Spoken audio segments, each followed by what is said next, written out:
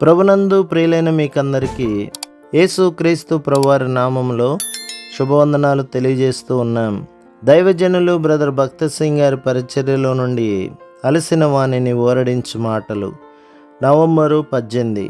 ధనాపేక్ష సమస్తమైన కీడులకు మూలము. తిమోతికి రాసిన మొదటి పత్రిక 6వ అధ్యాయం 10వ వచనం. యూదారాజైన యెహోషాపాతు దేవుని భయముతో తన పరిపాలనను ఆరంభించెను. యెహోషాపాతు దావీదు రాజు వలె నీతి మార్గములలో నడుచుకొనవలెనని ఆశించిన మంచి రాజు. అతడు తన భక్తితో సంతృప్తి చెందక తన పరిపాలన ప్రారంభ దశలో లేవీయులతో కూడా తన రాజకుమారులను యోధా పట్టణములన్నింటిలోనికి దేవుని ఆజ్ఞలను కట్టడలను బోధించుటకు పంపించెను.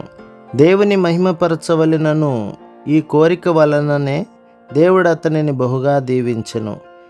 కానీ యెహోషాపాతు నెమ్మదిగా తన కన్నులను ఇచ్చువాని నుండి ఈవి పైకి త్రిప్పెను. వస్తు సంబంధమైన విషయములపైనున్న ఈ ప్రేమ క్రమేణా అతని జీవితంలో వేరుపారుటకు ప్రారంభించినది. మనము కూడా ఇటువంటి వలలో పడకుండా జాగ్రత్త పడవలెను. లోక సంబంధమైన వాటి ఎడల గల ప్రేమ మన జీవితంలోనికి ఎంతో యుక్తిగా ప్రాకి వచ్చును. కనుక మనము దాని విషయమై జాగ్రత్త వహించవలెను. బళ్ళారి దగ్గర చాలా సంవత్సరముల క్రిందట ఒక ఫ్రెంచ్ ఇంజనీరుచే టిప్పు సుల్తాన్ కొరకు నమూనా చేయబడి నిర్మించబడిన ఒక కోట ఉన్నది. ఈ కోట నిర్మాణము పూర్తి కాగానే ఇంజనీరు టిప్పు సుల్తానును తీసుకొని దాని చుట్టూ త్రిప్పెను. ఆ కోటలో ఒక భాగము దగ్గరకు వచ్చినప్పుడు టిప్పు సుల్తాన్ అక్కడ కోటకు వెలుపల ఒక కొండ ఉండుటను గమనించెను. అతడు ఆ ఇంజనీరును గద్దించి అతనితో ఇట్లనెను, ఓ బుద్ధిహీనుడవైన ఇంజనీరు, ఆ కొండను కోటకు వెలుపల ఎందుకు వదిలిపెట్టితివి? నీవు దానిని కోట గోడకు లోపలే ఉంచవలసినది. ఇప్పుడు శత్రువు ఆ కొండను ఎక్కి అక్కడ నుండి కోటపై దాడి చేసి అతి సులభముగా దానిని పట్టుకొనగలడు గదా. ఎంతో ప్రయాస, డబ్బు ఆ కోటను నిర్మించుటకు ఖర్చయినవి.